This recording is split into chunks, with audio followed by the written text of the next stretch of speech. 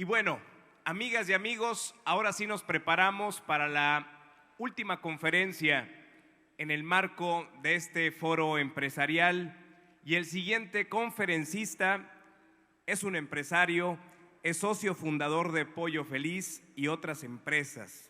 El día de hoy viene dispuesto a compartirnos sus estrategias empresariales y la importancia de la innovación y la adaptación en el sector empresarial. Su gran conferencia se titula El sueño mexicano, una experiencia de vida. Señoras y señores, con ustedes el señor Arnoldo de la Rocha.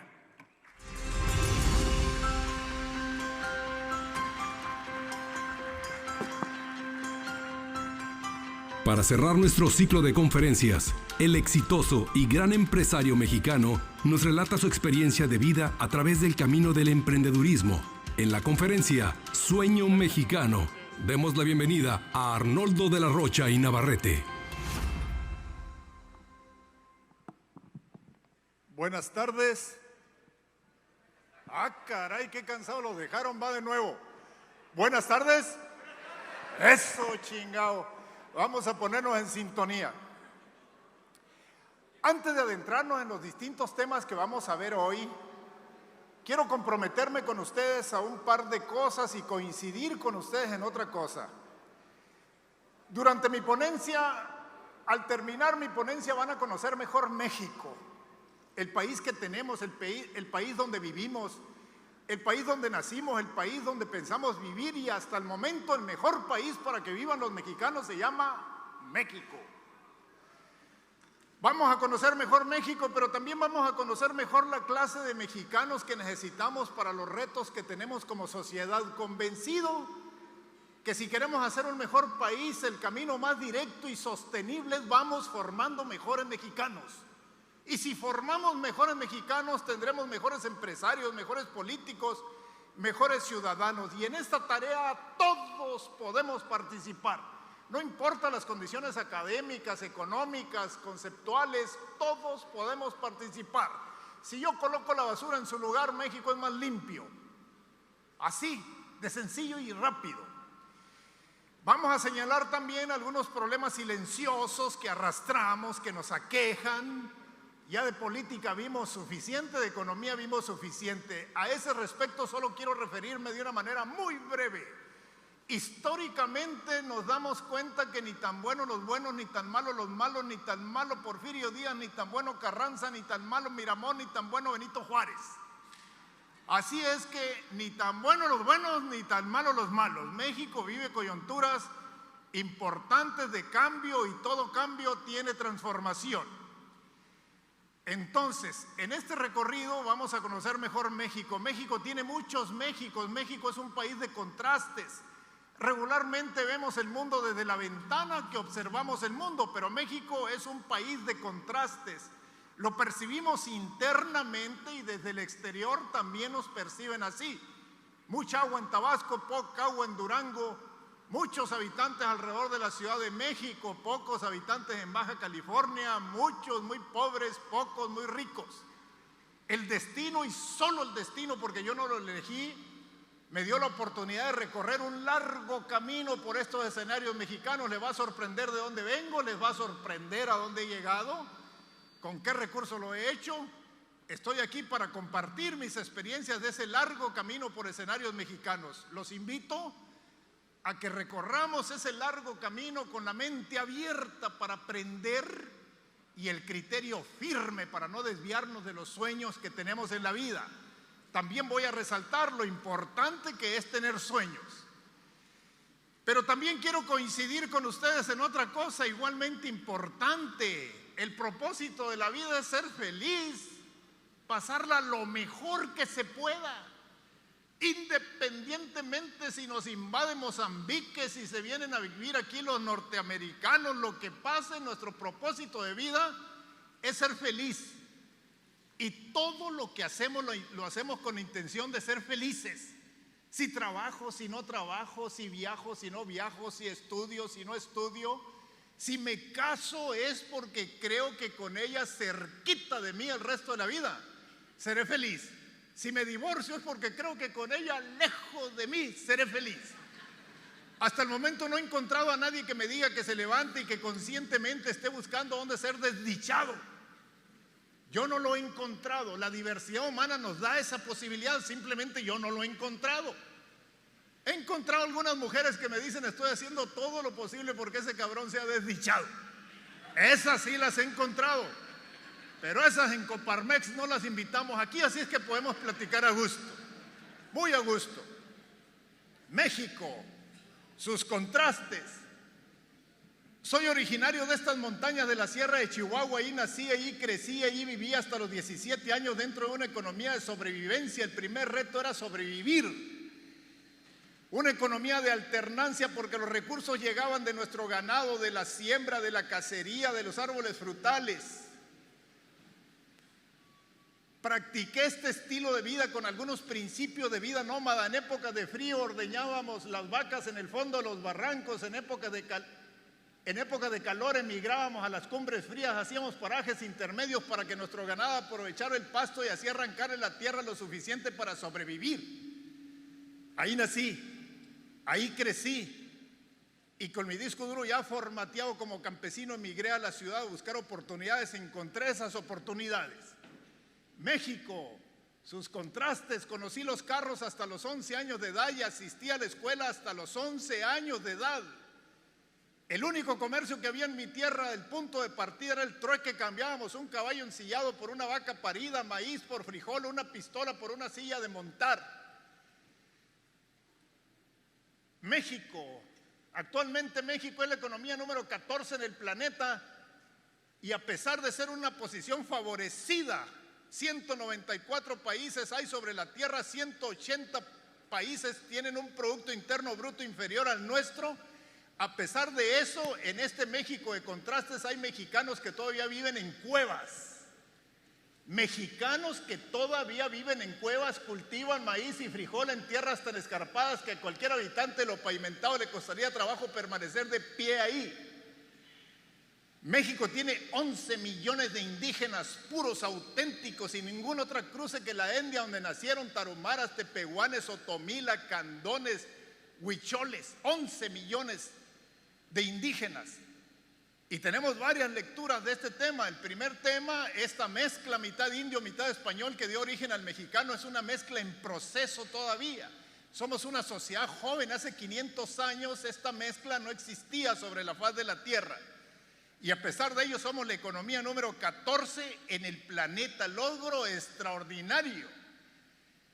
Ahí está pues también una lectura: integrar a estos indígenas mexicanos. Actividades económicamente activas cuesta un chorro de trabajo, muchísimo trabajo. Integrarlos a un mundo globalizado es una tarea titánica. Han vivido al amparo de la naturaleza durante miles de años y hoy la naturaleza da muy poco. De ahí vengo yo. Este es el último eslabón de nuestra estructura social. Conocemos perfectamente los mexicanos encumbrados que ocupan el otro extremo de nuestra sociedad porque aparecen en portadas y revistas, periódicos del mundo. Pero para esta India tarumara, pocos han adentrado en su manera de pensar. Para esta India tarumara, el Producto Interno Bruto, la devaluación del dólar, la inflación, cómo está repartido el poder en el mundo, ni siquiera le interesa. No son tema.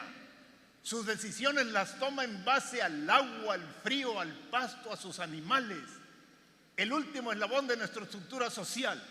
Muy cerca de ahí vengo yo. Este soy yo, cuidando las vacas, después espantar los chanates para que no nos roben el maíz. Y desde niño sumado a las necesidades del campo. De ahí partí. Hace unos años organizaciones internacionales me reconocieron como el empresario del año en México, de manera tal que el primer mensaje que llevo donde quiera que voy, de dónde vengo, no determina a dónde puedo llegar. Nacer jodido, yo no tengo la culpa. Morir jodido, sí soy corresponsable. Pero esto significa también no más la victimización, no más el inmediatismo, no más la improvisación. Si los mexicanos nos quitáramos la victimización, nos estaríamos quitando la mayoría de los problemas que nos aquejan como sociedad. Eternamente nos hemos victimizado de los caciques, de los españoles, de los ricos, de los políticos, de los gringos. Esta trayectoria significa llevar el destino de tu vida a tu área de influencia. Así de simple. Y por consecuencia, esto no gusta a muchos mexicanos que están esperando la solución de la suerte, de la lotería, del gobierno de otros lados. Un país libre y soberano como lo es nuestro país se constituye de un territorio que debemos respetar, cuidar, heredar, porque es nuestro patrimonio, pero también de un gobierno que tiene que dar Estado de Derecho, educación y salud, pero también de una población que tiene que participar, que tiene que comprometerse. Un país es grande por la grandeza de sus habitantes, pero no es suficiente la grandeza de sus habitantes, es también la participación de sus habitantes. Participar. Y quiero resaltar también que si queremos ser el mejor México, no es suficiente ser bueno, hay que hacer que otros sean buenos.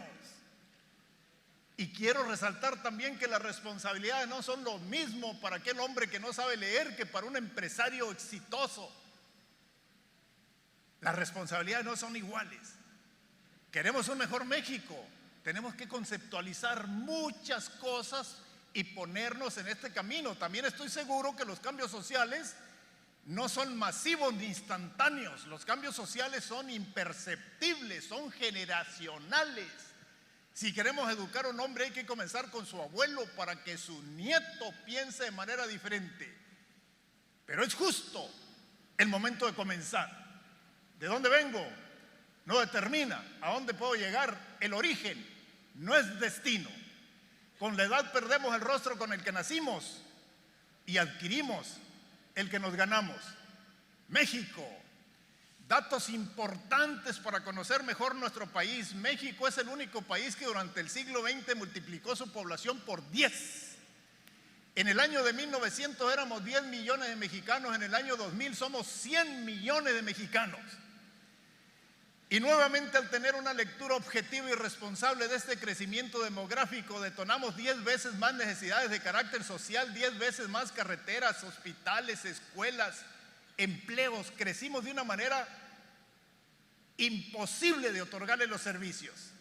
Independientemente que en 1900 a nadie se le otorgaban servicios. Los servicios son un logro de la sociedad moderna. Crecimos 10 veces en un siglo. Pero no solamente crecimos 10 veces en un siglo, cambiamos dramáticamente nuestra distribución poblacional. En el año de 1900 el 70% de los mexicanos vivían en el campo, el 30% vivía en la ciudad. Hoy es exactamente al revés. El 70% de los mexicanos vivimos en centros urbanos, el 30% vive en el campo. De ahí que también tengamos otro efecto. Crecimos 10 veces y abandonamos el campo y hoy los mexicanos no somos capaces de producir la comida que necesitamos como sociedad mexicana. Y tenemos que importar hasta maíz. Ese grano sagrado que México dio al mundo lo tenemos que traer de otros países. Así es que no se sorprendan si un día se comen una tortilla y ese maíz fue cultivado en los Estados Unidos, en Brasil. Más del 60% de nuestro maíz lo tenemos que importar y somos creadores, somos aportadores de esa espiga para el mundo. Ahí está pues. Pero mucha de la manera de pensar de los mexicanos se forjó en el campo. La idiosincrasia del mestizo mexicano tiene su origen en el campo y al emigrar del campo a la ciudad nos llevamos mucho de nuestros hábitos. En el campo son las mujeres las que más trabajan, en la ciudad también. En el campo son las mujeres las primeras que se levantan, las últimas que se acuestan, las que se levantan a las 3 de la mañana si es necesario. En la ciudad también. En el campo las mujeres hacen el trabajo pesado, los niños el livianito, y pregunto siempre ¿cuál es el que hacen los hombres? Si las mujeres hacen el trabajo pesado, van por el agua, parten la leña, preparan la comida, barren la casa, los niños hacen el trabajo livianito, ¿cuál es el que hacen los hombres?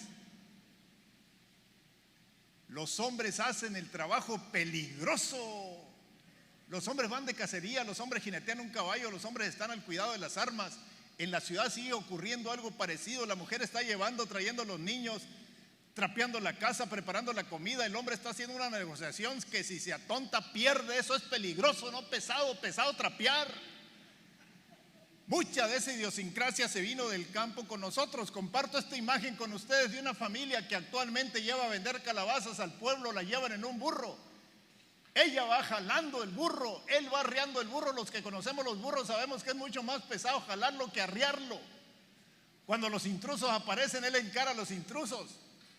Los intrusos son desconocidos y lo desconocido da miedo. Ella sigue jalando el burro. Y no solamente jala el burro, lleva un niño en la espalda. ¿Por qué no lo lleva él, que es más fuerte? Él necesita y listo para pelearse, y se ofrece. En esta ocasión no se ofrece. Hablo el tarumara, me entiendo con los tarumaras y me gusta regresar a mi tierra. Una vez que maté el hambre en lo pavimentado, me gusta reandar esos caminos, recoger mis pasos y volver a mis orígenes. Soy amigo de Alejandro Moreno. Un día me encontré con Alejandro Moreno en el fondo de un barranco y le dije: ¿qué pasó, Alejandro? ¿Te abandonó tu señora? ¿Ya no tienes quien cuide las chivas? Y me dijo convencido: ya no hacen las mujeres como antes, me dijo. La que yo tenía se fue a vender canastos al divisadero. Esta india tarumara vendiendo canastos ya dejó el fondo de los barrancos y ya se vino a hacer comercio aquí. Ya tiene un escalón socioeconómico. Ya dejó de cuidar chivas. Esta es mi familia. Si se fijan, todos flacos. Este del centro es mi papá. Flacos no porque estén a dieta o vayan con el nutriólogo. Lo que pasa es que en el campo la comida es poca, el ejercicio es mucho. Ser flaco es lo normal. Este es mi mamá y mi papá. Mi mamá tenía 15 años cuando se casó. Mi papá tenía 16. Solo se vieron 3 veces antes de casarse. Se vieron en un baile, se gustaron, se hicieron novios. La siguiente vez que se vieron se pusieron de acuerdo y la tercera se casaron. Se casaron. Parecen muy chiquitos, 15 y 16 años. Pero quiero darles otro dato importante para el destino de nuestro país. Allá por los años 50, las aspiraciones de vida de un mexicano que nacía en el campo, las aspiraciones de vida eran menos de 40 años. Hoy son más de 75. Lo que quiere decir que a los 15 y 16 había que casarse. No había mucho margen. ¿Por qué crecimos como país? ¿Por qué este crecimiento demográfico explosivo que experimentamos el siglo pasado? Allá por los años 50 amenazaban muchas tierras de nuestro país. Habíamos perdido la mitad de nuestro territorio compuesto por Arizona, California, Nuevo México y Texas, porque no había mexicanos que fueran a ocupar esas tierras y amenazaban otras tierras dentro de nuestro país. El gobierno federal pensaba también que la riqueza de un país era mexicanos trabajando y produciendo. Y tenía la convicción de ocupar esas tierras y de generar más. Entonces el gobierno federal lanzó una campaña que decía: vamos todos a poblar México. Tener hijos era ser patria. Y por esos días se acababan de casar mi mamá y mi papá. Y a mi mamá y a mi papá nunca les ha gustado quedarse al margen de sus deberes cívicos. Se pusieron a trabajar arduamente por México y tuvieron 12 hijos. Yo soy el mayor de esos 12. Aquí estamos 7, 5 más llegaron después. Comparto esta imagen con ustedes porque esta imagen es la primera imagen que recuerda y que tiene archivada mi familia. Supimos de la llegada de un fotógrafo 6 meses antes que llegara al rancho. Llegó, tomó la foto, se llevó el rollo y 6 meses después tuvimos la imagen en nuestras manos. Lo que quiere decir que casi pasó un año para que nosotros pusiéramos a apreciar una fotografía. De manera que lo único que voy a dar como verdad absoluta con este referente tecnológico es el cambio. Lo único que voy a dar esta tarde como verdad absoluta es el cambio. Vivimos en un mundo donde cambian los servicios, cambian los mercados, cambian las relaciones humanas. Todo está cambiando. Así lo experimenté yo. Trajeron la fotografía, la llegada del fotógrafo exigía lucir elegante. Esto fue lo más elegante que lo logramos. Mis pantalones están remendados, solo me los quitaba para remendarlos sobre lo remendado. A la hora de la foto, un hermano mío perdió un guarache y se le olvidó, miren. A la hora de sonreír se le olvidó también que había perdido un diente. Así le entramos. Pero aquí vivíamos felices. No había ricos, no había pobres, había necesidades y había que solucionarlas. Todos incorporados a solucionar las necesidades. Los niños cuidaban a los otros niños, los más grandecitos cuidábamos los becerros, las chivas, espantábamos los chanates. Todos incorporados para tener lo suficiente para sobrevivir. Pero aquí vivíamos felices. Yo supe que era pobre el día que conocí los ricos. Aquí vivíamos felices. Pero hoy, el México donde viven ustedes, el México donde vivo yo, ha cambiado radicalmente esta filosofía de vida. Hoy vivimos en una sociedad mercantilista, consumista, enajenante, que nos ha llevado sin sentirlo a darle más valor al dinero de lo que el dinero se merece. Y si al principio de mi plática dije que el propósito de la vida es ser feliz, el que diga que el dinero es la felicidad, lo único que está gritando es que no tiene dinero. Porque la felicidad se da en un equilibrio donde inevitablemente también está el dinero, pero está la familia, está el crecimiento, está el amor, están muchas otras cosas en equilibrio con el dinero. No vamos a pecar de románticos. Y si al principio de mi plática dije y puse como eje también vamos formando mejores mexicanos, con el dinero con valor preponderante no vamos a formar mejores mexicanos. Y es un problema que nos aqueja de manera grave y muy pocos escapamos a la influencia de este entorno. Mujeres que acumulan pares de zapatos de manera criminal, con la esperanza que un día se ofrezca. Nunca se ofrece. Yo compré una camioneta cara, lujosa, un día la estacioné por fuera de mi oficina, media hora después apareció el padre José, mi amigo, con todos los atuendos, y al verlo llegar le dije: ¿qué anda haciendo, padre? Me dijo: vengo a bendecir tu camioneta para que no levante envidias. Dije: padre, me la va a perjudicar si para eso la quiero, para pantallar, para eso hice el esfuerzo. Pocos escapamos a la influencia de este entorno. Yo soy padre de 2 hijos, Alejandra y Arnoldo. Y un día desayunando en mi casa en la ciudad de Puebla se acercó mi hija Alejandra y me dijo: papá, necesito que me compres unos tenis Puma color rosa. ¡Ah, caray! Le dije: ¿qué quieres, brincar más alto, correr más rápido si ahí tienes varios pares? No, papá, necesito que me compres unos tenis Puma color rosa. Y al observar a mi hija, temblaba, estaba poseída, se la llevó el mercantilismo. La necesidad de un bien material la sacó de este mundo.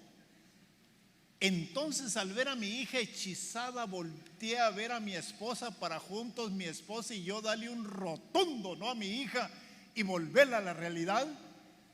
Pero fue justo en ese momento cuando mi esposa me vio directamente a los ojos, muy seria.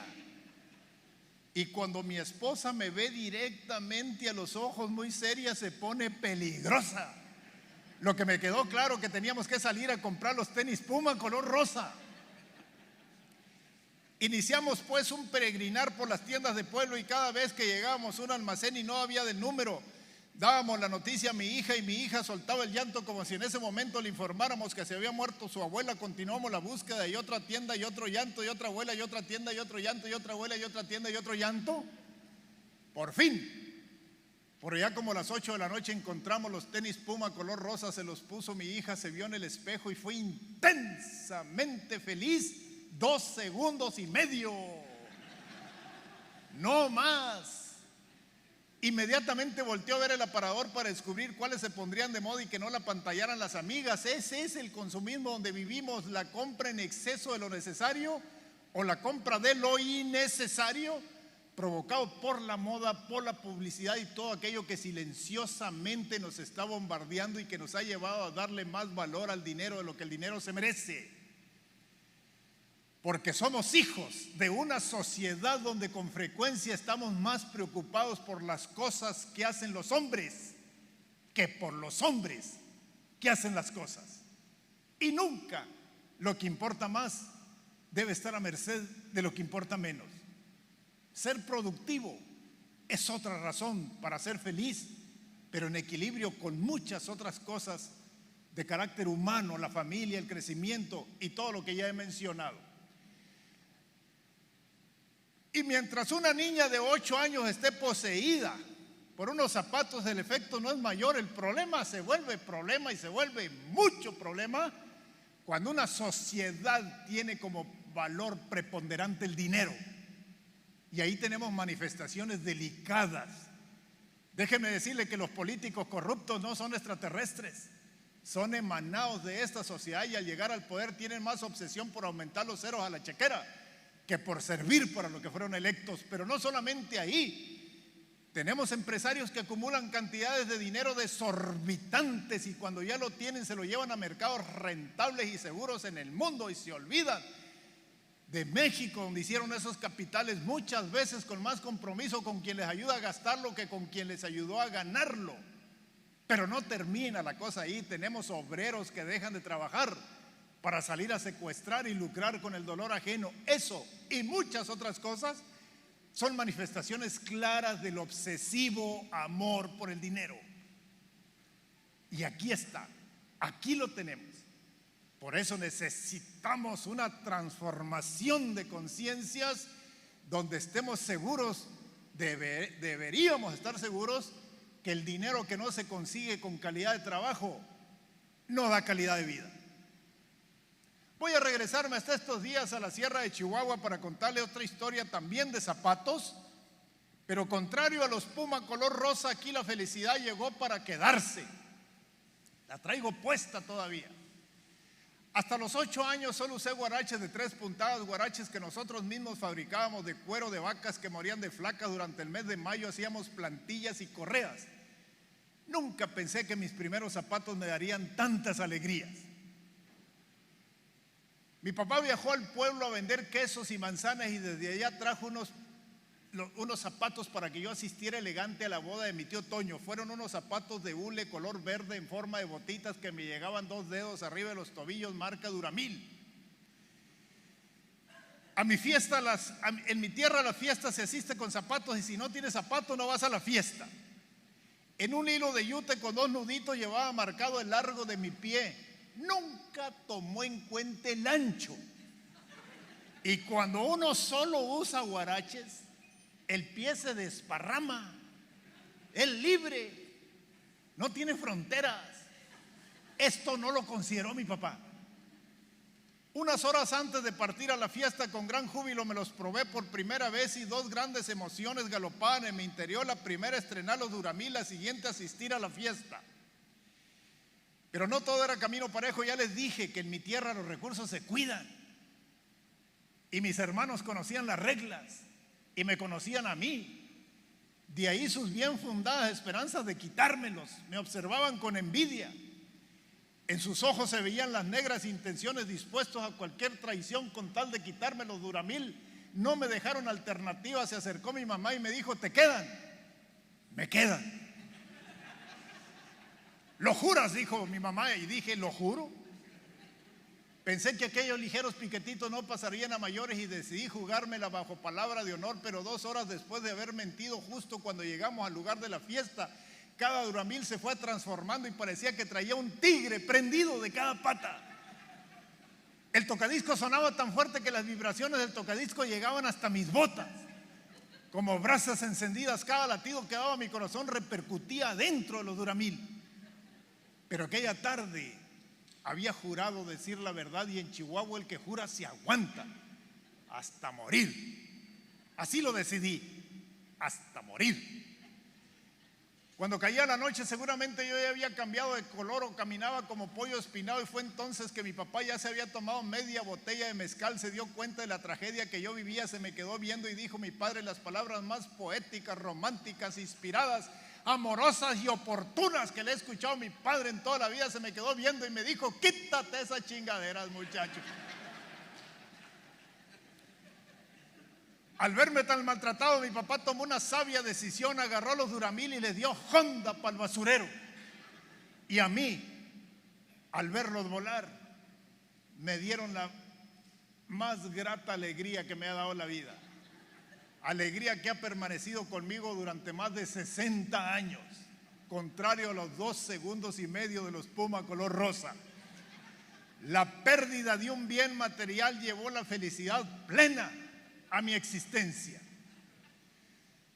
Han pasado más de 60 años de aquella boda celebrada al comenzar las aguas en los barriales rojos del Guayabito, y al recordarlo todavía retumba en mis oídos el acordeón y el tololoche, los alegres de Terán cantando El gato, el pávido návido, Tierra mal, Amor de madre y muchas otras canciones de moda. Y al recordarlo todavía me estremezco al pensar el martirio que sufrí toda la tarde por cuenta y orden de mis botitas verdes que me llegaban 2 dedos arriba de los tobillos, marca Duramil. Señores, no siempre la felicidad viene del dinero. El dinero que no se consigue con calidad de trabajo no da calidad de vida. El que pone el dinero en sustitución de Dios, su vida la rige en las necesidades y entra en una espiral interminable. Ya tengo la camioneta 2024, me estresa la 25, la 26, la 27 y las que siguen. El dinero requiere de disciplina. Los lujos son de contado, si no, no son lujos. Nunca gasten más de lo que ganan, porque estarán en un problema no solamente de administración, de dinero, sino de disciplina. Ser honrado es buen negocio. El dinero se consigue cuando no se necesita. Si ya llegó la ambulancia por ti, ya te ganó el tiempo.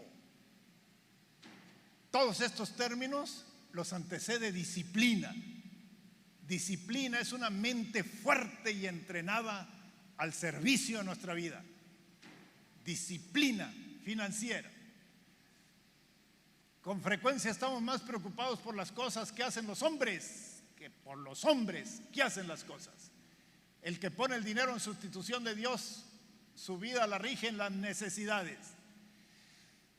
Cerca del rancho donde yo nací, una compañía maderera interesada en los bosques que cubren la sierra de Chihuahua se abrió brecha a través de las montañas para llegar a conformar este caserío. Ahí conocí la escuela, ahí conocí los carros, ahí conocí los productos industrializados, entre los que estaban la ricanela, las maravillas y el chocomil. Ahí me llegaron los 16 años y a los 16 años empezaron a interesarme más las muchachas que el chocomil. Y me tuve que adentrar en este difícil mundo del amor, y lo tuve que hacer con poca información, porque en mi tierra la comunicación era mala. Las mujeres eran buenas y eran serias. Si es seria, es buena, decías. Iba con un adulto y le decías: soy novio de la Lupe. Ah, muy seria. Ya está. Ya fregué. Vamos a hablar también, si de este esfuerzo que ha hecho Coparmex aquí en Hermosillo, en esta generación de ideas que tenemos aquí, ustedes se llevan la tarea de comunicarse mejor en el futuro, se van a llevar mucho. Es imposible que se lleven todas las ideas que compartieron quienes me antecedieron y las mías. Es imposible llevarnos toda esa idea. Llévense la idea de comunicarse mejor. ¿Por qué llevarse la idea de comunicarse mejor? Porque vivimos en una sociedad donde nadie gana la guerra solo. Necesitamos vender ideas, necesitamos formar a nuestros hijos, necesitamos hacer negociaciones, necesitamos estar bien con nuestra esposa. He encontrado matrimonios que dicen: tenemos 3 años que no nos hablamos. ¿Y por qué no se hablan? No, ya no me acuerdo. Pero no nos hablamos. Comunicación. Decía Cantinflas que los mexicanos nos enfermamos de tantas cosas que quisiéramos decir, no las decimos, se quedan esas emociones y nos hacen daño. Malos para comunicarnos.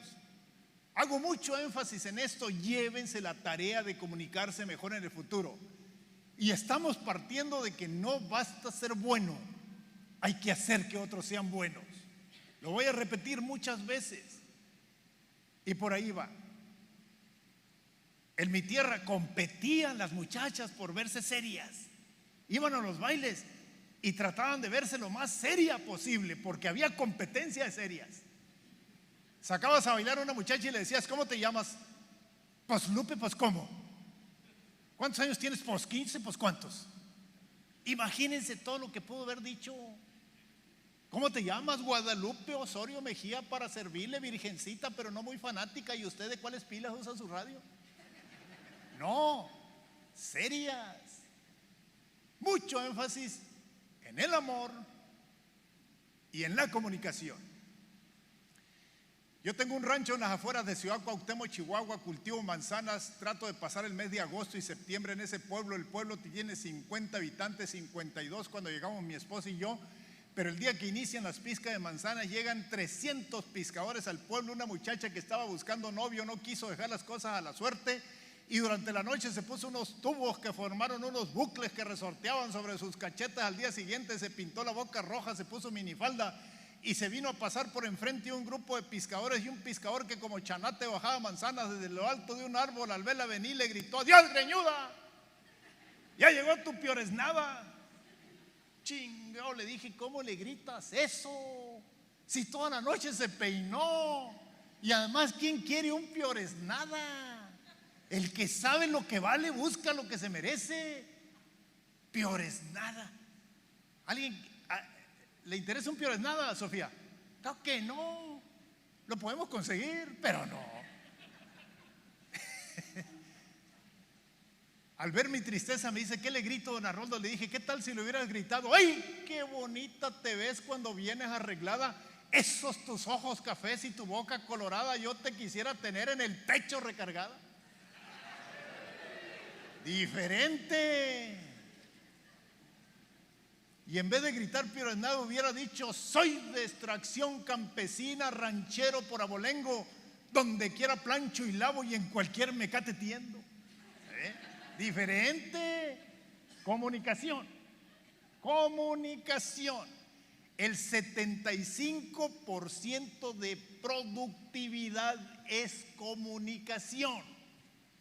Lo que digo, la confianza que inspiro, lo que transmito. Comunicación. Vivimos en una sociedad donde nadie gana la guerra solo. Ahí la importancia de este tema. ¿Y por qué platicar del amor? A mí me place enormemente ir a una universidad y platicar con los jóvenes. Muchas universidades me invitan a dar un testimonio emprendedor fundamental, lo importante que es emprender e incentivar a emprender. Pero también tengo que decirles, en el futuro van a decidir dónde vivir, con quién trabajar, pero también van a decidir con quién casarse. Y con quién casarse es más importante todavía que con quién trabajar, que dónde vivir. Nada en la vida de un hombre o mujer influye más en la búsqueda de la felicidad que a quien elige para casarse o no casarse. De ahí la importancia del amor también.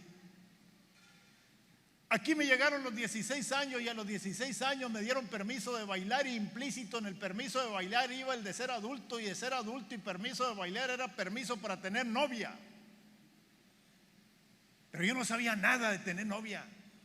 Ese tema no se trataba en la familia. Yo no quiero ni imaginar llegar con mi papá y decirle: papá, necesito saber mucho del amor. Me hubiera dicho: sáquese, chamaco libidinoso. Eso se aprende en la vida. Y se aprende en la vida. Pero ¿cómo se aprende en la vida? A mí la vida me ofreció una oportunidad extraordinaria. Yo tenía un primo 2 años mayor que yo, mi primo Hilario, que era un marinero fogueado en estas turbulentas aguas del amor. Llegué con él, yo pensaba que los hombres eran más hombres y dejaban a su casa, a su abuelita, a su mamá, a sus hermanas, pero Hilario, que sabía mucho del amor, cuando llegué con él me dijo: ningún hombre es hombre hasta que no escucha su nombre en labios de una mujer. Órale, dije, este sí sabe. Y al que sabe hay que seguirlo. Y continuó diciendo Hilario. Fui con mi primo Hilario. Lo primero que me dijo: llégale a todas. Comienza con las feas para que vayas agarrando confianza, me dijo. Unas te dirán que sí, otras te dirán que no, pero todas te lo van a agradecer, dijo Hilario. No existen mujeres castas sino mal seducidas. Lo que no se pide no se merece. Hay que caer en los brazos de una mujer, pero jamás en sus manos. En la guerra del amor no basta atacar, hay que tomar la plaza. Háblales bonito, dijo Hilario, háblales bonito, endúlzales el oído, cuéntales mentiras.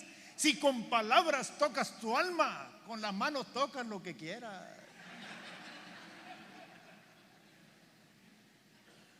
Pero mira, A mí no me invitó Gilberto a este evento para que yo les enseñara la filosofía de Hilario. Yo estoy aquí para hacer una disertación acerca precisamente de la filosofía de Hilario, que todas las frases de Hilario eran machistas. Al mismo tiempo que a mí me dijeron, llégale a todas, a las mujeres de mi tierra le dijeron, las mujeres de un solo hombre. En una sociedad machista educamos a los hijos con diferentes mapas para un mismo camino, para un mismo propósito. A las mujeres de mi tierra le dijeron, las mujeres de un solo hombre. Y eso nos ha llevado a que hoy por hoy padecemos un machismo grave en nuestro país. Grave. Y dirán ustedes, y desde luego que en este círculo empresarial, en este nivel académico y conceptual, parece que no es grave el machismo que aqueja a nuestro país, pero déjenme decirles, el 80% de las obreras mexicanas son madres solteras o son maltratadas. Por eso no es suficiente ser bueno. Hay que hacer que otros sean buenos, hay que preocuparnos por el destino de otros mexicanos. No estamos solos en esta sociedad. El 80% de las obreras mexicanas o son maltratadas o son madres solteras, y aquí, como consecuencia histórica de esta manera de pensar, desde que los españoles consideraban a las indias de su propiedad. Voy a regalar un libro a la mujer que sin googlearlo me diga desde cuándo las mujeres tienen derecho al voto. Órale, no lo googlearon, qué honrados, no lo googlearon. ¿Desde cuándo? Sin googlearlo. Me voy a quedar con el libro, nadie dijo.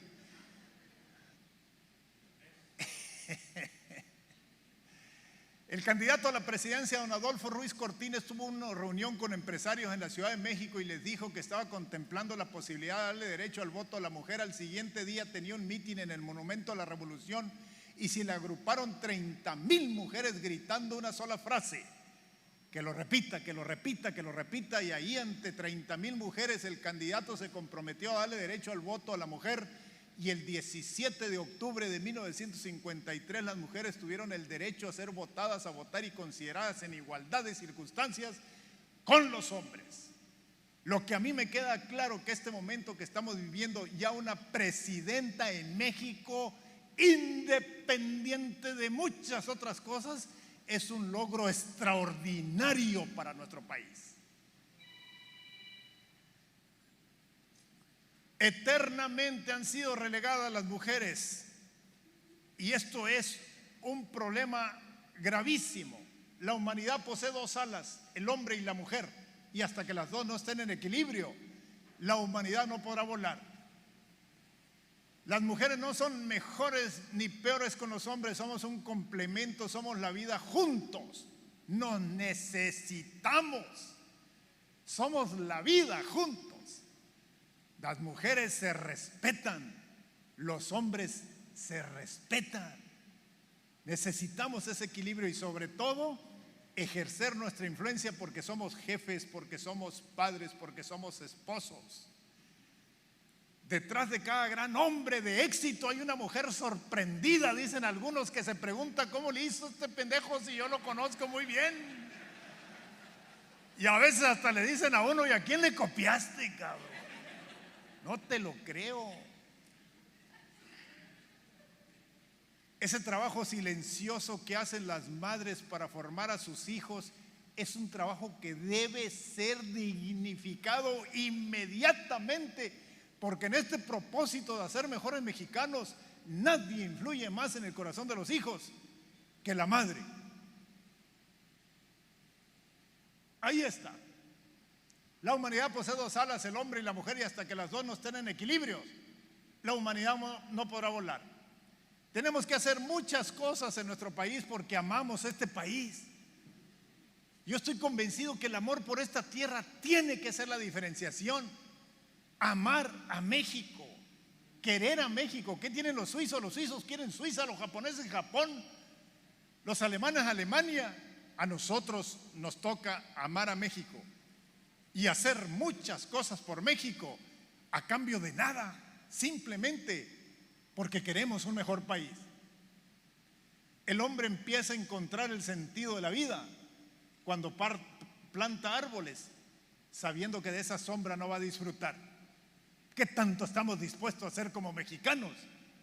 Simple y sencillamente porque amamos esta tierra. Solo tenemos una vida para hacerlo, pero cuando lo hacemos bien, con una es suficiente. Vamos haciéndolo. Al pueblo llegó un cine, miren, este soy yo en un auténtico esfuerzo por parecerme al Tunclo Maclovio. Casi lo logro. Muchas palabras en el mundo del amor las aprendimos del cine. Íbamos al cine y aprendíamos palabras nuevas que no se usaban en mi región. Escuchábamos a los actores y cuando viajábamos a pueblos donde no había cine, sacábamos a bailar una muchacha, la tomábamos de la cintura y parafraseando a los actores le decíamos: voy a borrar de tus labios los besos que otros te han dado. Esto era oro puro, en un lenguaje limitado. Un día regresábamos mis hermanos y yo de la zona donde se instalaba el cine y en mi casa trabajaba una muchacha que se llamaba La Cirila. La Cirila era novia del Vitachi, el Vitachi y la Cirila todos los días iban al cine. Por lo tanto hablaban un lenguaje de un nivel muy alto y nosotros que estábamos en etapa de aprender nos quedamos quietos en una esquina ahí para aprender, escuchar algo y aprender. Hasta ahí donde estábamos escuchaban los arrumacos, los chasquidos y los besos. Nosotros aguantábamos estoicamente con la idea de aprender y esta oportunidad se nos presentó cuando el Vitachi, con palabras provenientes del cine, le dijo a la Cirila: mira, chorreada, dame una prueba de tu amor. No, dijo la Cirila, si corta la flor antes de tiempo no conocerás el fruto. Todo venía del cine. Ahí aguantamos nosotros hasta que se escuchó que dijo la Cirila: podrás obtener mi cuerpo, pero jamás mi espíritu. Y entonces nos alejamos nosotros. Nos pareció peligroso el lugar y nos alejamos, pero nos alejamos preocupados. ¿Qué tanto interés tendría el Vitachi por el espíritu? No lo supimos nunca. Como les comenté al principio de mi plática, yo asistí a la escuela hasta los 11 años. No soy ninguna lumbrera, tuve que hacer todos los años de primaria y terminé la primaria a los 15 años.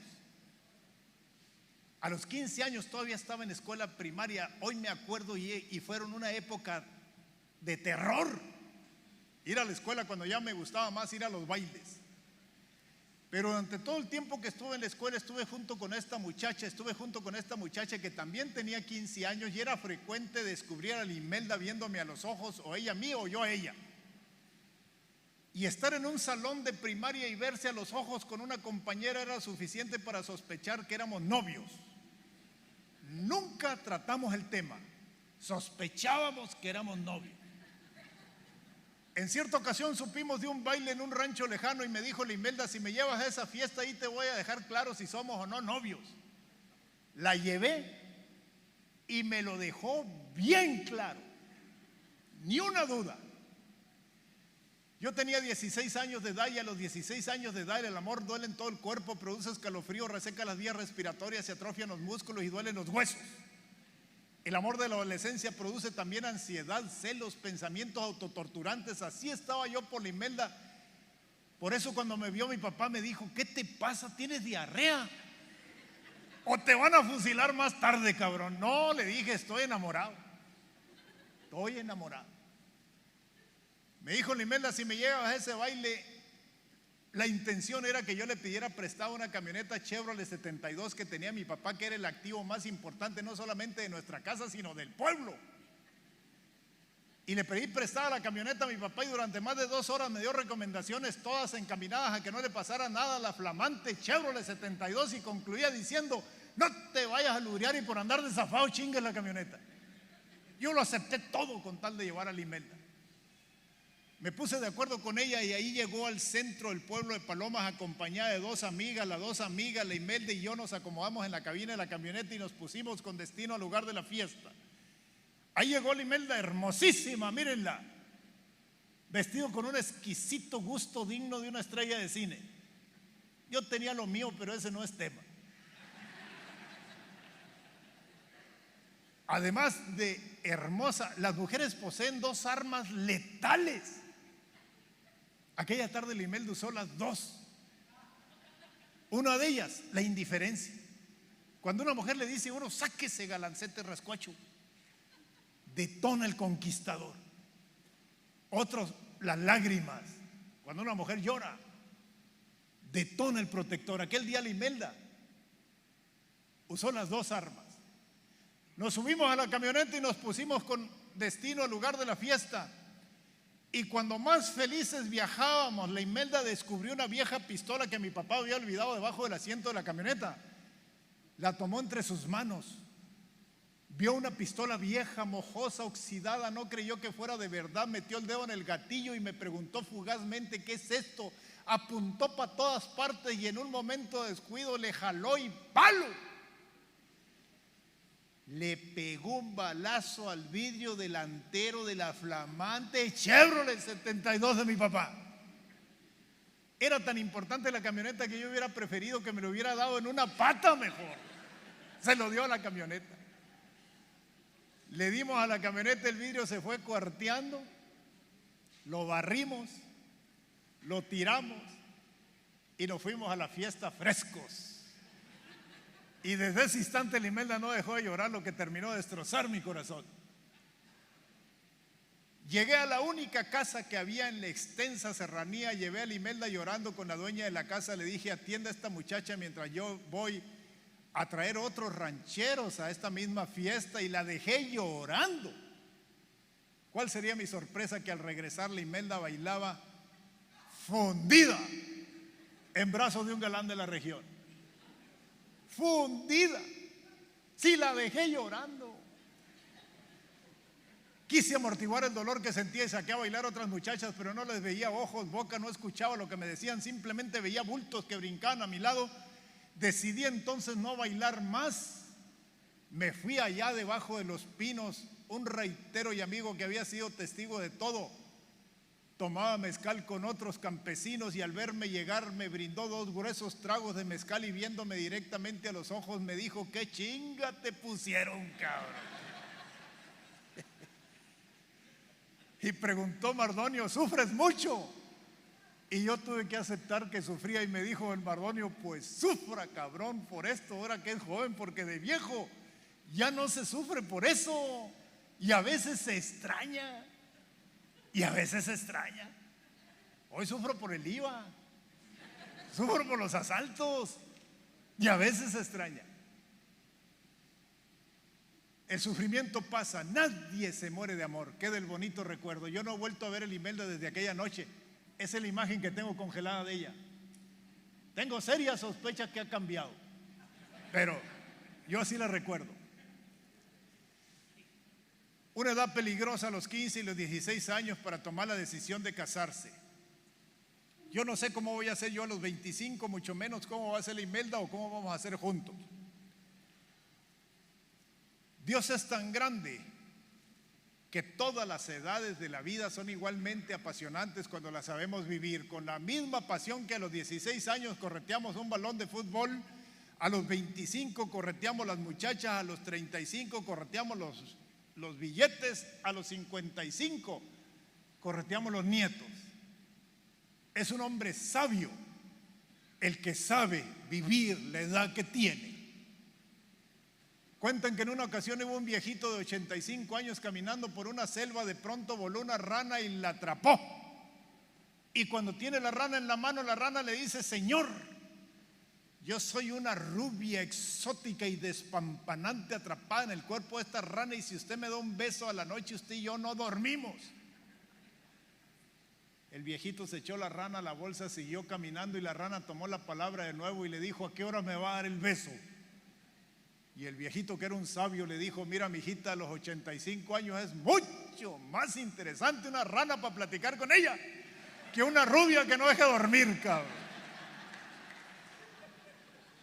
El secreto es vivir la edad que tenemos. Tan inmaduro es el de 30 que piensa como de 15, como el de 15 que anda pensando como de 30. Hay que vivir la edad que tenemos. No se trata de vernos más jóvenes, se trata de ser más felices. Y si somos más felices, nos vemos más jóvenes. 15 días después de esto dejé la sierra con destino a la ciudad. Supe que la Imelda se casó con aquel galán. Hoy deseo que le haya ido muy bien, muy bien. Muchas veces no conseguir lo que buscamos, es un sorprendente golpe de suerte. Lo mejor que me pudo pasar aquella tarde es que la Imelda me mandara la goma. Había que entenderlo. Lo entendí 50 años después. Un día, yo soy el mayor de 2 hermanos, 14 bocas que alimentar. Emigramos con destino a la ciudad y el 90% de nuestros pensamientos venían focalizados cómo nos vamos a mantener. Lo que sabíamos hacer en el campo no aplicaba en la ciudad no se barbecha, no se jinetea un caballo. Todas nuestras preocupaciones venían focalizadas cómo nos vamos a mantener. Al llegar a la ciudad, trabajé en lo que trabaja quien no tiene una profesión, quien no tiene conocidos, quien no tiene dinero. Trabajé de velador, de jardinero, de albañil y de todas aquellas cosas propias de las circunstancias que estaba viviendo. Por fortuna soy parte de una familia de emprendedores y un día con una inversión de 18,000 pesos me puse a vender pollos en las calles de Chihuahua. Como una alternativa laboral salió este oficio y tengo preparado una fiesta el 5 de febrero del 2025 donde voy a festejar 50 años vendiendo pollos. Y llegar a 50 años con un solo oficio es algo digno de presumir. La mayoría de las empresas nacen, crecen y mueren. Mueren porque se queman, mueren en los cambios generacionales, mueren porque se muere el dueño, mueren porque cumplen el objetivo para lo que fueron creadas. Pero la razón número 1 por la que mueren las empresas es porque se relajan, porque caen en estado de confort. El fracaso comienza cuando termina el esfuerzo. Por eso, como aportación al mundo de los negocios, he dicho que nada te incomode más que estar cómodo. La creatividad se da lejos del estado de confort. 50 años con un mismo oficio. Es más fácil que uno de nosotros suba a la montaña del Everest a que ponga una empresa que dure 50 años, porque el primer reto es vivir 50 años. El siguiente reto es que tu producto esté vigente durante 50 años. Y el tercer reto, mantener la pasión durante 50 años. Yo lo logré y me siento muy orgulloso. No solamente sustituí mi actividad primaria como albañil, sino que me dio oportunidades de compartir estas experiencias en muchísimos lugares. Hoy sé perfectamente las empresas que van a competir, las empresas que van a trascender, son aquellas empresas que hagan diferenciación con su gente. Voy a mencionar solo 3 cosas de muchas que se requieren para esto. Ser empresario no es decidirse a ser empresario, es adentrarse en un mundo infinito de tomar decisiones. Decidir ante cada circunstancia, ante cada necesidad, ante cada gesto. Eso es ser empresario. Adentrarse en el sendero del emprendedurismo requiere la sabiduría del zorro para evitar las trampas y ser como león para ahuyentar los lobos, y nunca pararte a tirarle pedradas a los perros, porque si no, no llegas a tu destino. Se requiere carácter, definición. Por eso yo sostengo, a donde quiera que voy, que tenemos que dignificar la empresa. Por una razón, los empresarios somos héroes civiles en la sociedad donde vivimos. Por una razón tan grande que la riqueza que no se genera no se puede repartir. No puede existir un país sin empresarios, sin emprendedores, sin alguien que pague impuestos y genere empleos y provoque riqueza. La riqueza se da en el comercio. La riqueza se da en el intercambio de productos. Y todos los empresarios somos solucionadores de necesidades. En mi caso, yo soluciono un problema de comida. Habrá quien lo solucione de entretenimiento, de comunicación, de salud. Todos somos solucionadores de necesidades. Y la sociedad nos necesita. Pero tenemos que alzar la voz y dignificar la empresa, haciendo las cosas bien. Muchas veces me han pedido que por qué no resalto consumir lo mexicano. Antes que resaltar consumir lo mexicano, mi invitación es: vamos haciendo bien lo mexicano. Y si hacemos bien lo mexicano, en igualdad de las circunstancias, nuestro amor por esta tierra nos hará decidir por lo mexicano. Pero si es más caro y más malo lo mexicano, el civismo no alcanza para realizar esa compra. ¿Qué empresas van a sobrevivir? Aquellas que capaciten a su gente, aquellas que estén innovando y aquellas que estén focalizados a solucionar las necesidades y tener a clientes satisfechos. Decía Henry Ford: solamente hay algo más caro que capacitar y que te abandonen. Más caro que eso es no capacitar y que se queden. Así de fuerte. Y capacitar a nuestras personas, innovar. Tecnología del futuro en mente del pasado solo es frustración. Solo es frustración. Ahí está pues. No hay benefactores más grandes que los emprendedores que salen a autoocuparse, ocupar a otros, pagar impuestos y generar empleos. El fracaso comienza cuando termina el esfuerzo. En Pollo Feliz no tenemos clientes cautivos, luchamos todos los días por tener clientes cautivados. Una empresa 100% mexicana, orgulloso de ser mexicano. Para ser universal, primero hay que ser profundamente regional. Allá por los años 90, en estos 50 años, yo llegué siendo ya comerciante a los años 90, llegaron las transnacionales y nos dio miedo. Nuestra arma más fuerte fue resaltar lo nuestro, la salsa, los colores, los sabores mexicanos. Llegaron las transnacionales y crecimos más, nos hicieron los mandados las transnacionales por nuestro producto, por nuestra pasión. La competencia hay que verla siempre a la altura de los ojos. Ni para arriba porque nos apanicamos de miedo, ni para abajo porque nos apanica la soberbia. Implícito en el éxito va la soberbia. Y lo malo de la soberbia es que ya no escuchas. Y si ya no escuchas, ya no hay innovación. Capacitación, focalización, inversión. Voy a mencionar una frase de un sonorense que dijo: inviértele a tu negocio hasta que vomite utilidades. Don Enrique Robinson Burns. Inviértele a tu negocio hasta que vomite utilidades. Y no solamente dinero, tiempo, pasión, entrega. Pocos mexicanos ambicionan en su vida dedicarse a vender pollos. Yo no conozco nada más apasionante que el éxito. Y el éxito es detonante de nueva motivación.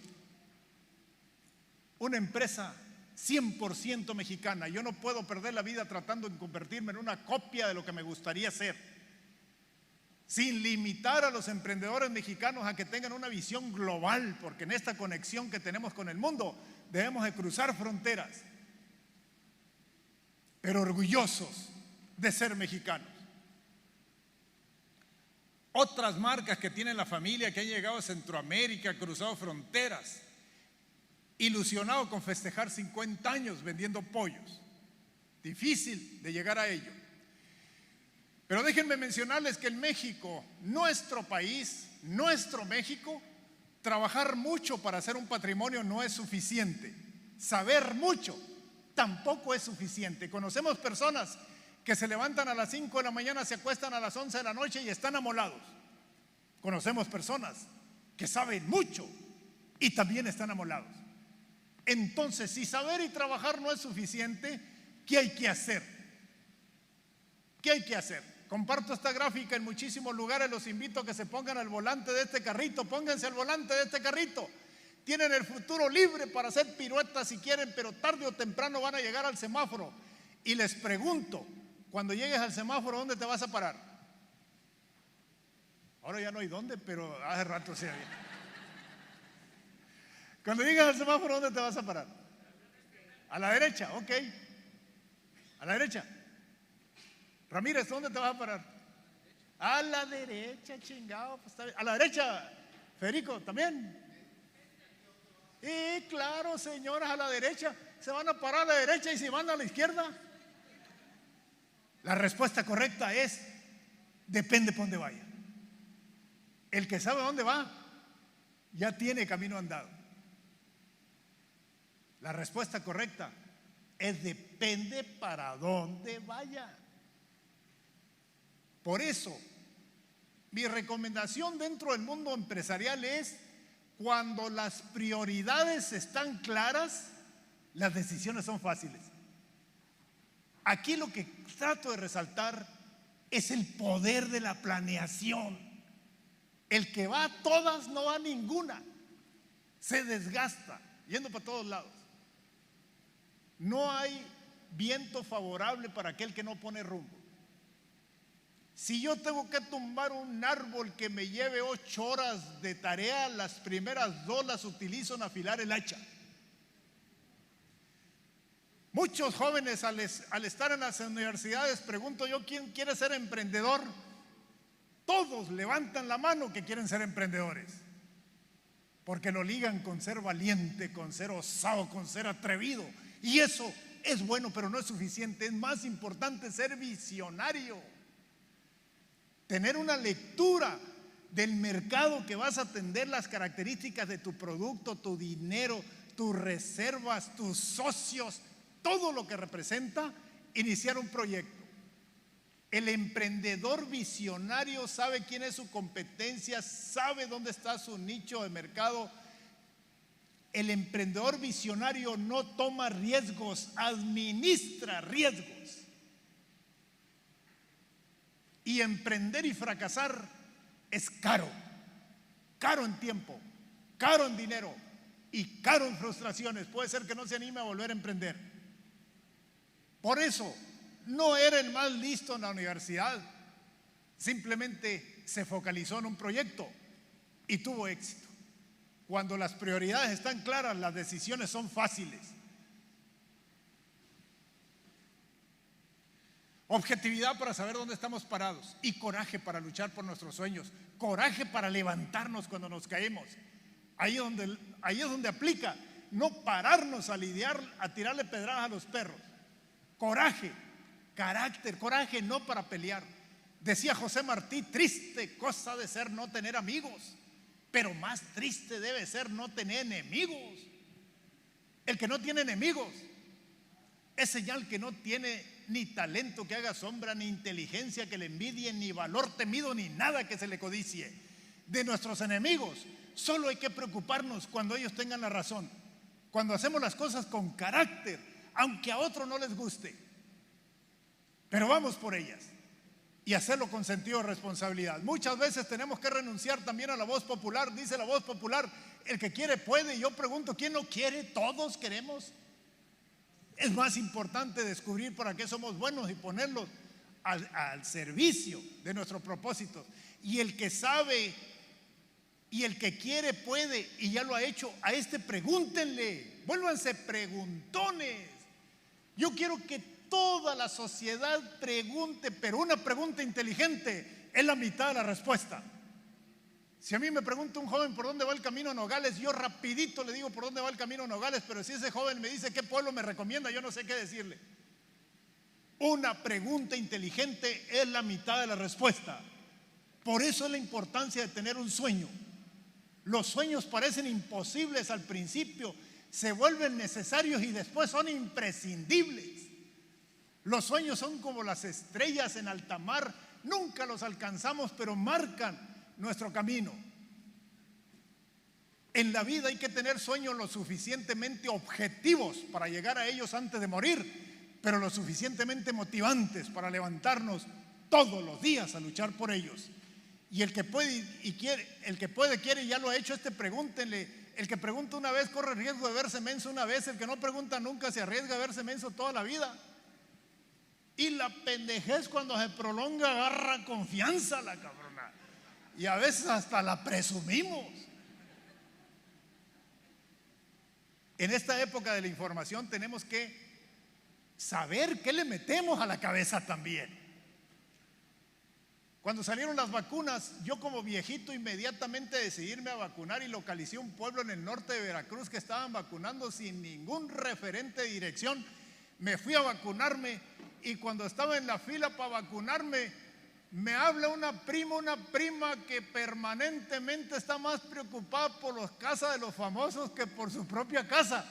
Y me dice: primo, te van a poner un chip y te van a controlar desde China, cabrón. Mi prima nunca aprendió a hacer tortillas de harina y estaba informadísima y casi me convence que no me vacune, y tuve que reflexionar y decir: si nunca aprendió a hacer tortillas de harina, ¿dónde se volvió científica? Mucho cuidado con lo que le metemos a la cabeza. Hay un libro de James Allen escrito en 1908 que sin saberlo se convirtió en el libro padre de toda la autoayuda, que dice: como el hombre piensa, así es su vida. Entonces la tarea es: ¿qué le meto a la cabeza? ¿Qué le meto a la cabeza? Ahora hay otra cosa: todas las ideas pasan por la mente de los hombres. Este podio, esa botella de agua, esa pantalla, todo pasa por la mente de los hombres. Por eso también las empresas se dirigen con máximo valor a las personas, porque son las que hacen las cosas posibles, y máximo valor a productividad, porque si no hay productividad tampoco hay razón para juntarnos. Da tu primer paso con fe. No es necesario que veas la escalera completa. Asegúrate de ir en el camino correcto. En la vida es más importante ir en el camino correcto que ir a greña. El hombre nunca sabe lo que es capaz hasta que no lo intenta. Atrévanse, vamos mucho más allá de las fronteras de a donde hemos llegado, llegar lejos, sobre todo con los jóvenes. Y por último, para entrar en la recta final de mi participación, quiero coincidir con ustedes en las cosas que nos hacen felices. Hay muchas interpretaciones de la felicidad. Hay quien dice que el placer del deber cumplido da la felicidad. Hay quien dice que borracho da la felicidad. Es muy difícil encontrar la felicidad en nuestro interior, pero imposible encontrarla afuera. También quiero asegurarles que nadie es feliz total y permanentemente. Una sobrina mía dice: me voy a divorciar, tío, porque no soy totalmente feliz. ¿Y quién chingados es totalmente feliz? Nadie. Permeamos de vez en cuando hacia la felicidad. Pero sí quiero coincidir con ustedes en algo importante. Tenemos que coincidir en esto, porque la verdadera alegría de la vida es luchar por un propósito considerado por cada uno de nosotros como importante. ¿A qué quiero llegar? Nuestra felicidad, donde más comunión tenemos para buscar la felicidad, es luchar por las cosas que amamos. Hacer una lista del 1 al 10 las cosas por las cuales estoy dispuesto a morirme si fuera necesario. Yo ya la hice. Los invito a que hagan la suya. Y hay una segunda invitación: incluyan a México ahí.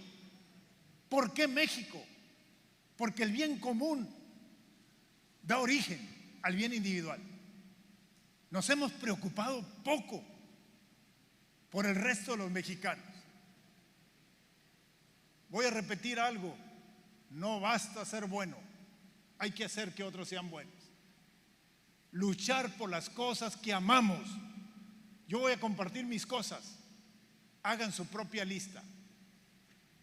El hombre no puede desarrollar su personalidad si no sabe por qué está dispuesto a darlo todo. En mi caso comienza por mi familia, por mi salud, por mi negocio. Este negocio me cambió la vida.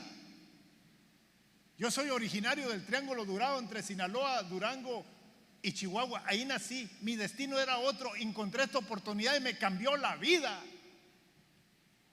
Tengo una cita para dar una conferencia en la Universidad de Chile, en la Universidad Católica de Chile. Voy a Nueva York a dar otra conferencia. Estoy contratado, pagado para dar una conferencia en Medellín. He venido 5 veces este año a Hermosillo. Esto me lo dio el encontrar una oportunidad. Yo no conozco nada más motivante que el éxito. Por eso a veces digo: quiere lo que haces para que termines haciendo lo que quieres. Me encanta dar conferencias, pero para dar conferencias tengo que vender muchos pollos. Primero tengo que vender muchos pollos. Me cambió la vida. Ahí está pues el tener empresas exitosas: leer, escribir, crecer. Yo transpiraba esta necesidad de comunicar desde antes que lo hiciera, pero estaba muy ocupado solucionando las necesidades básicas de sobrevivencia, colegiaturas, casa, rentas. El día que maté el hambre me puse a escribir como una alternativa y lo he hecho durante mucho tiempo. Ahí está ese libro, El Sueño Mexicano, cómprenlo, muy bueno. Leer y crecer.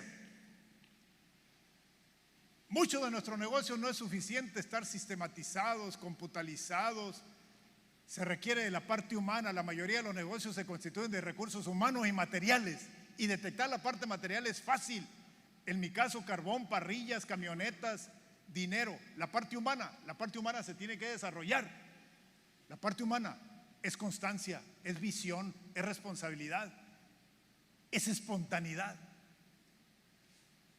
Les voy a contar una historia que me llena de orgullo poder contarle este día. Hace muchos años, cuando Gilberto Robles era joven, se citó con unos empresarios en el sur de la Ciudad de México, con directivos de una transnacional. Se citaron en un Sambor en el sur de la Ciudad de México, y ahí estaban Gilberto tratando de hacer alianza con una transnacional en un Sambor en el sur de la Ciudad de México, y parecía que las cosas se ponían ríspidas. Le dijeron: vienes de Hermosillo, ¿dónde queda eso? Hombre, pueblo brillante en el noroeste de México, dijo Gilberto. Los directivos de la compañía opositora no sabían ni dónde estaba Hermosillo y no le creían las propuestas y no querían hacer alianza con Gilberto, y continuaron las negociaciones y las cosas se ponían ríspidas, y con lo más ríspidas estaban las negociaciones, pasó Carlos Slim con destino al baño, que Carlos Slim había visitado su negocio y pasó con destino al baño, y cuando los señores norteamericanos vieron pasar a Carlos Slim, dijeron: mira, ahí va el hombre más rico del mundo, un genio, un mago, qué libro escribió, qué manera de hacer riqueza. Dijeron los señores los señores norteamericanos. Gilberto Robles ni siquiera conocía a Carlos Slim en aquel tiempo, pero esperó que las cosas se apaciguaran, que se tranquilizaran, y cuando las cosas se tranquilizaron, se levantó Gilberto, se fue al baño, alcanzó a Carlos Slim y le dijo: don Carlos, qué gusto saludarlo, chingao. Lo admiro, ya leí su libro, qué librazo. Es usted un genio, es usted un mago. Qué manera de hacer riqueza, de generar el círculo de la abundancia. Lo admiro. Ay, cuando saque otro libro, avíseme. Yo soy Gilberto Robles, ahí estoy tratando con unos señores dueños de unas cadenas norteamericanas. Parece que las cosas están ríspidas, no se puede hacer la negociación, pero si usted me saluda, van a saber que somos amigos. Ellos lo conocen a usted y se me facilitan las cosas. Écheme la mano, nada más salúdeme, no haga más. Me llamo Gilberto. Y si no me saluda, no hay bronca, don Carlos. Ahí estoy en Hermosillo, lo que se le ofrezca. Se sale Gilberto, se sienta y dice Carlos Slim: qué manera de hacer una oportunidad, qué listo este hombre. Pero por supuesto que lo saludo. ¿Cómo dijo que se llamaba? Gilberto. Gil le voy a decir, dijo, para que vean que somos muy amigos. Se viene Carlos Slim, localiza la mesa, papacha a Gilberto en el hombro y le dijo: ¿qué ole, Gil? ¿Cómo estás? Y voltea a Gilberto y le dice: ya te dije, Carlos, que no me molestes cuando estoy haciendo negocio. Estoy ocupado, cabrón. La pregunta es: ¿cuándo una computadora va a hacer esto? ¿Cuándo una computadora? Los negocios requieren de nuestra pasión, de nuestra presencia, de nuestra entrega. Dicen los manzaneros de Chihuahua que no hay fertilizante más bueno para las huertas de manzana que las plantillas de los zapatos del dueño. Así de sencillo. Y afiliarnos, señores, pertenecer, lo importante que es pertenecer. Hoy nos aqueja este contrapeso en los gobiernos. Los contrapesos más importantes y a los que podemos accesar es organizarnos como sociedad. Vámonos afiliando a Coparmex, vamos defendiendo Coparmex, vamos alzando la voz a través de estos grupos perfectamente probados que tienen voz. La afiliación per cápita en países desarrollados es más de 7, en México es menos de 1. Y el choque entre cualquier nivel de gobierno y un individuo es un choque muy brusco. Afíliense a Coparmex, y si no les gusta Coparmex, hagan una asociación del chango verde de los barrios de Guaymas. No hay chango ni son verdes, pero se trata de asociarnos, de afiliarnos, de juntarnos. Aquí está Coparmex. Este tipo de eventos son consecuencia de que estamos juntos. Vamos defendiendo, vamos alzando la voz, vamos afiliándonos. Necesitamos como sociedad estar unidos.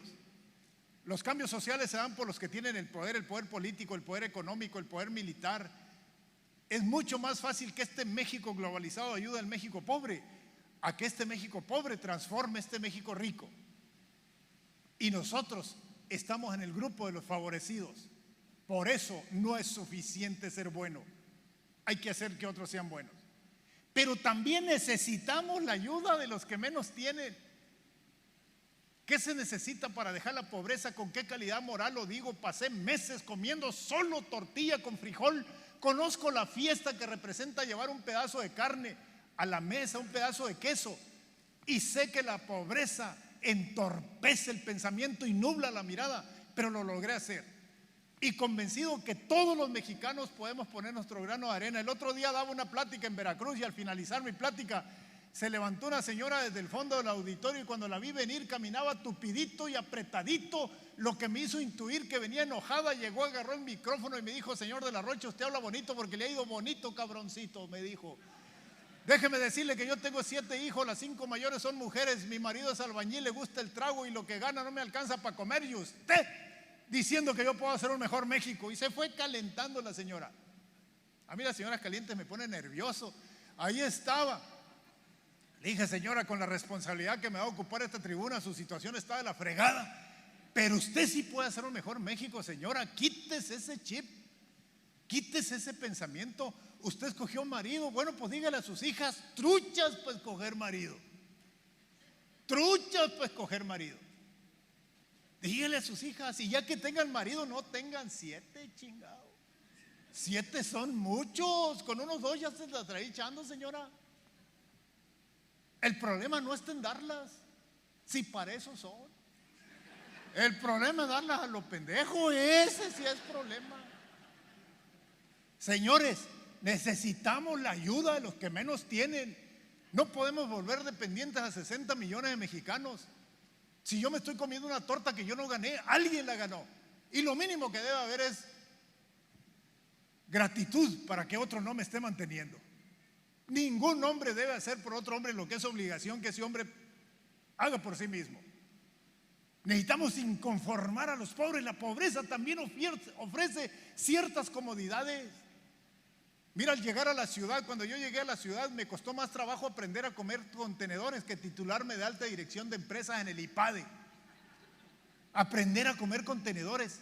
¿Por qué tantas dificultades? Porque la comida cambia de sabor, las mezclas no son las mismas. Y sobre todo, no sabía usar tenedores, sobre todo la resistencia al cambio. La pobreza también ofrece cierta comodidad. Yo tengo que renunciar a un núcleo que me ha resultado adverso, pero estoy cómodo. Y después de inconformarme con la pobreza, tengo que tener un plan. Un plan donde esté dispuesto a aportarle la dosis de esfuerzo que me lleven a encontrar un mundo diferente. Lo digo porque lo hice. Y hay muchos detalles ahí. Si yo estoy gastando más de lo que gana, estoy en un hoyo infinito. No hay manera de que ponga orden. Y por ayudar a los que sí se pueden ayudar, estamos dejando de ayudar a los que no se pueden ayudar. Hay cosas en México que no pueden esperar. La educación no puede esperar. La salud no puede esperar. La desnutrición no puede esperar. Y lo sabemos, Federico, decían: un hombre que padece desnutrición a los 3 años condiciona el resto de su vida. Eso no puede esperar. Y por ayudar a un hombre sano, libre, no más porque está afiliado a un sindicato que lo protege, estamos dejando de ayudar a quien no se puede ayudar. Y por último, México. A México, para quererlo hay que conocerlo, hay que entenderlo.